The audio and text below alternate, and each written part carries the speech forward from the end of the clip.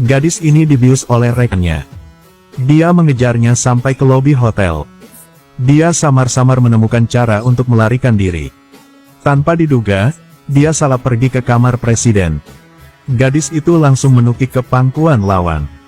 Namun kini hotel tiba-tiba mati listrik. Keduanya bahkan tidak bisa melihat wajah satu sama lain dengan jelas. Tapi telah menghabiskan malam yang penuh gairah bersama. Keesokan harinya sulit bagi gadis itu untuk menerima kenyataan ini. Jadi dia pergi ke luar negeri sendirian. Adapun presiden, dia mencarinya dengan susah payah, tetapi tidak berhasil. Dalam sekejap mata, 5 tahun telah berlalu. Setelah pulang, gadis itu membawa seorang anak berusia 4 tahun. Dan bayi itu terus meminta untuk bertemu ayahnya. Namun saat itu hotel mati lampu. Dia juga tidak bisa melihat wajah orang itu dengan jelas. Tak disangka saat itu bocah itu menyalakan TV. Kemudian menemukan seorang pria di dalamnya. Sangat mirip dengannya. Perasaan akrab tiba-tiba datang. Jadi bocah itu tanpa sadar memanggil ayah. Mendengar sang anak memanggil ayah, gadis itu menatap pria di TV dengan curiga. Tanpa diduga, dia juga merasa bahwa pihak lain sangat akrab. Ini mengingatkannya pada malam 5 tahun lalu. Siapakah pria itu? Mama, bukankah ibu bilang bersiap-siap untuk pergi? Kata-kata putranya membuatnya tiba-tiba teringat. Dia masih harus pergi ke perusahaan baru untuk bekerja hari ini. Tanpa diduga, begitu dia tiba, dia bertemu dengan putri ibu tiri dia. Siapa yang tidak punya mata ini? Xiao Wu. Mengapa kamu di sini? Bukankah kamu mati di tempat tidur pria itu 5 tahun yang lalu? Tahun itu, memang, kamu dan ibumu menyakitiku. Shen Wuqing, apa yang masih kamu lakukan di sini? Jiangsu bukan tempat kamu bisa tinggal. Mungkin kau ingin kembali dan mengklaim warisan. Setelah mendengar itu, Wuqing benar-benar tidak ingin berbicara dengannya. Sekarang dia benar-benar membenci keluarga Shen sampai ke intinya. Sudah waktunya untuk bekerja sudah tiba. Wuqing berbalik dan pergi. Tanpa diduga, seorang gadis dengan sengaja menjegalnya. Segelas anggur di tangannya dituangkan langsung ke tubuh nona muda.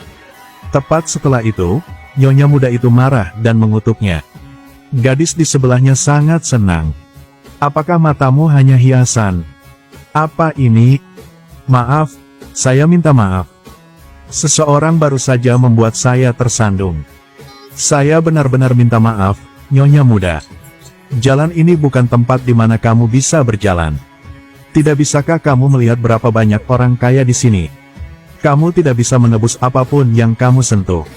Apakah kamu tahu berapa banyak uang yang harus aku hasilkan untuk rambut ini? Kamu tahu betapa mahalnya pakaianku. Sudah kubilang, bahkan jika kamu menjual dirimu sendiri, bahkan tidak bisa membayarnya. Berdandan seperti rubah. Apakah kamu di sini untuk merayu pria atau apa? Menghadapi penghinaan lawan, Wuqing masih berusaha bersabar. Karena dia masih perlu mendapatkan uang untuk menghidupi putranya. Dia harus mempertahankan pekerjaan ini. Tanpa diduga, nyonya muda itu mendorongnya ke bawah. Untungnya, seseorang datang membantu Wuqing tepat waktu. Tapi jelas itu adalah pertama kalinya mereka bertemu. Presiden ini merasa pernah melihat wanita ini di suatu tempat sebelumnya. Wuqing juga menemukan bahwa dia adalah pria yang muncul di TV. Dia benar-benar terlihat seperti putranya. Tapi Wuqing tidak yakin apakah pihak lain itu adalah ayah dari anaknya. Jadi dia berbohong sewenang-wenang. Setelah mendengar ini, dia langsung tidak tertarik. Langsung berbalik dan pergi. Tapi nyonya muda itu berpikir, Wuqing sengaja merayu presiden. Jadi dia langsung meminta pemecatan Wuqing. Kamu sudah dipecat. Keluar dari sini untukku. Pak Zong, apa maksud Anda? Saya tidak bisa kehilangan pekerjaan ini. Kamu membuat kesalahan dengan nona muda dari Liu Xi Corporation. Tuan, dengarkan penjelasan saya. Ya Tuhan, berhenti menjelaskan. Demi rasa hormat, kita udah saling mengenal. Shen Wuqing, aku memberitahumu. Jiang Beilin bukanlah seseorang yang bisa kamu bujuk. Sentuh dia, jangan bilang kamu.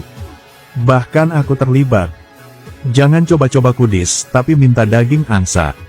Kamu hanya bisa menemukan orang sepertiku. Kalau begitu kamu bisa makan enak dan berpakaian bagus. Aku akan memberimu 30.000 yuan setiap bulan.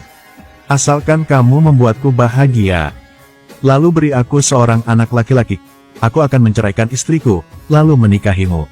Apa? Jika kamu ingin punya anak, cari babi betina dan melahirkannya. Aku tidak butuh uang. Begitu saja, Wu Qing dipecat. Tapi untungnya gelarnya juga luar biasa. Jadi segera menemukan pekerjaan di kantor hukum. Apalagi, ia langsung menerima kasus yang merepotkan. Siapa sangka kasus ini milik perusahaan presiden itu. Baru saja melihat gadis yang kemarin. Berpikir bahwa Wu Qing adalah mata-mata yang dikirim oleh perusahaan saingan. Kau pertama kali muncul di pameran. Sekarang muncul di perusahaanku. Dengan identitas yang berbeda.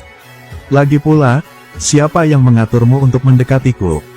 Anda pasti salah paham, Tuan Jiang. Aku hanya kekurangan uang.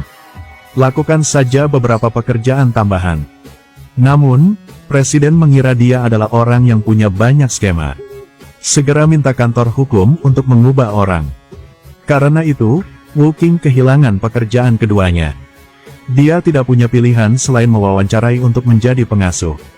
Tapi tidak mengharapkan itu. Bahkan ketika dia melamar pekerjaan sebagai pengasuh anak, dia pun datang rumah presiden itu. Itu dia. Udah, sampai jumpa lagi. Apakah ini kebetulan atau memang disengaja? Sampai jumpa lagi.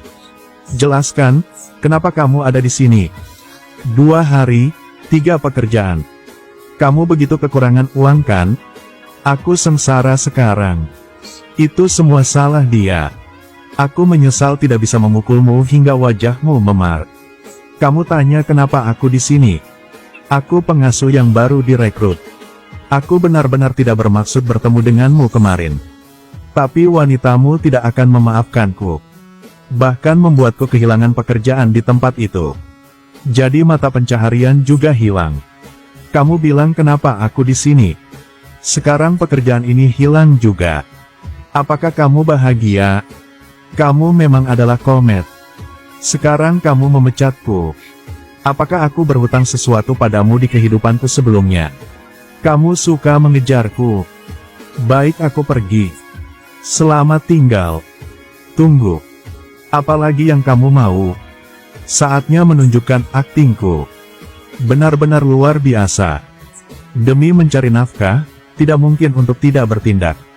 Bekerja di pameran. Aku akan mengatur seseorang untuk memeriksa. Aku sudah memberitahumu kemarin. Kamu datang ke K Corporation untuk menjadi pengacara pribadi saya. Jika kamu setuju, kamu dapat terus melakukan pekerjaan ini. Seperti yang diharapkan, dia berhasil. Shen Wu Qing, apakah kamu benar-benar dia atau bukan? Saya pasti akan menyelidiki untuk kejelasan. Ternyata Presiden juga mencurigai Wu Qing. Apakah itu gadis dari 5 tahun yang lalu? Seperti yang diharapkan ketika dia memeriksa dokumen tentang dia. Tiba-tiba mengetahui bahwa Wu Qing juga memiliki seorang anak berusia 4 tahun. Dia bahkan terlihat seperti dia. Ketua saya telah menyelidiki. Shen Wu Qing benar-benar dipecat oleh Nona Liu. Itu sebabnya dia kehilangan pekerjaannya. Selain itu, aku juga menyelidikinya. Tidak masalah. Dia yatim piatu. Kondisi keluarga sangat buruk. Tidak heran bekerja dengan sangat baik. Tidak seperti para pemula. Lebih seperti orang yang sudah lama belajar. Selain itu, saya juga mengamati dengan sangat cermat. Tangannya jauh lebih kasar daripada gadis normal. Aku yakin itu bukan kebohongan. Baiklah. Aku keluar ya. Nona Sun, apakah Anda mau makan buah? Aku sudah menunggu perusahaan sepanjang sore. Sekarang datang rumah dan tunggu selama 2 jam. Kapan Beilin akhirnya kembali? Urusan tuan muda, saya tidak berani bertanya. Kalau gitu, Nona muda bisa pulang dulu aja. Hei, apakah kamu baru di sini? Apakah kamu sudah menyirami bunga di taman? Tidak bisakah kamu melihat mereka sekarat? Rumah ini benar-benar tidak bagus tanpa pemilik perempuan. Ya, saya segera pergi.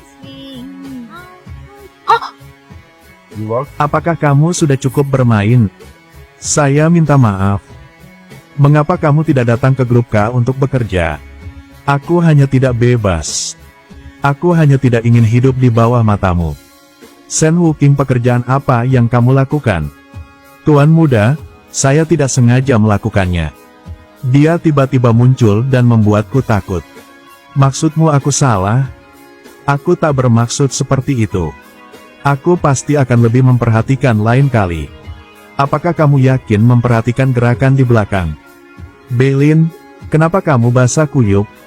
Kok bisa hanya berganti pakaian seperti itu? Akan masuk angin. Sekarang sedang musim panas. Aku tidak begitu lemah. Mengapa kamu di sini? Mengapa pengurus rumah tangga tidak memberitahu koki kamu? Siapkan semangkuk sup jahe untuk Beilin. Tidak butuh. Masalah keluarga Jiang, sejak kapan giliranmu untuk diperintah oleh orang luar? Bukan, aku tidak berani. Bibi menyuruhku datang menjagamu. Tentu saja aku harus menjagamu dengan baik. Bu, orang yang ibu kirim ini, apa yang kamu lakukan lagi? Wan akan tinggal di rumahmu selama beberapa hari. Semua anggota keluarganya telah pergi ke luar negeri. Dia sendirian di rumah, aku tidak yakin tentang dia.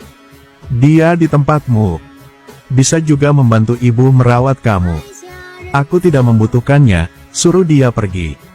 Sudah ku bilang, Bu, jangan lakukan hal omong kosong lagi. Aku sudah punya istri. Maksudmu gadis dari 5 tahun yang lalu. Kalau begitu kamu ayo pergi menemukannya. Biarkan aku bertemu dengan dia. Kamu bahkan tidak tahu seperti apa rupa orang itu. Ibu pikir kamu hanya mencari seseorang sewenang-wenang. Hanya untuk menipu ibumu, kan? Oke. Tuan Sen Wuking kembali.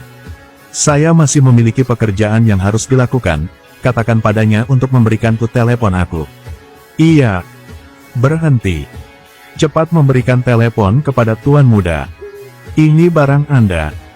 Cara kamu berbicara tidak memiliki aturan sama sekali. Saya di sini untuk bekerja, bukan untuk menjadi pelayan. Tidak patuh. Bukan Tuan. Saya akan segera belajar. Sen Wuking, aku memperingatkanmu. Jangan mengandalkan dirimu yang cantik, lalu merayu Beilin. Bahkan tidak melihat ke belakang untuk melihat apa identitas kamu. Ya ampun, saya tidak berani. Pengurus rumah menyuruh saya untuk memberinya telepon. Saya juga tidak ingin pergi. Jangan berpura-pura lagi. Jangan berpikir aku tidak tahu apa yang kamu lakukan. Nanti, jauhi Beilin sebentar. Apakah kau ingin naik ke tempat tidurnya? Jangan bermimpi. Jangan salahkan aku karena tidak mengingatkanmu. Ada seorang wanita sebelumnya. Tidak tahu bagaimana hidup atau mati, dia ingin naik ke tempat tidurnya. Akhirnya dibuang keluar. Jika kau berani memiliki niat dengannya, maka jangan lakukan pekerjaan ini lagi. Andai saja Anda menyukainya seperti itu. Ayo ikat dia di pinggang Anda. Dengan gitu Anda bisa nyaman. Kau, ini peringatan. Jika ada waktu berikutnya, aku tidak akan bertindak lembut seperti itu. Dia juga tidak keluar dan mendengar dan melihat. Siapa yang berani menyinggung aku? Mengandalkan pengasuh kecil sepertimu tidak sepadan. Tonton hingga kini, ayo kita suka dan bagikan. Untuk menonton wanita ganas ini. Apa yang dia akan lakukan untuk mendapatkan Beilin? Dan apakah Beilin dan Wuking saling mengenali? Dan tinggal bersama atau tidak? Mari kita tunggu bersama ya. Baiklah, sampai jumpa lagi.